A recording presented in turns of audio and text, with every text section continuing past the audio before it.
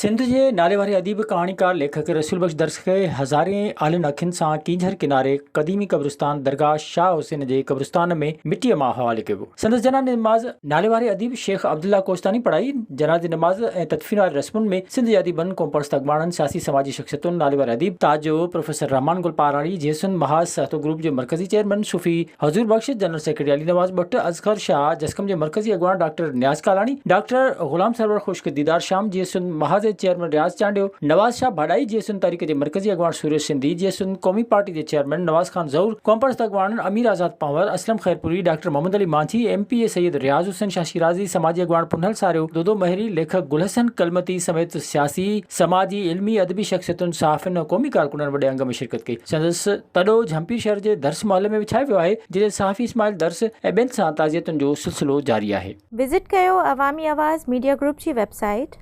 awamiawaz.pk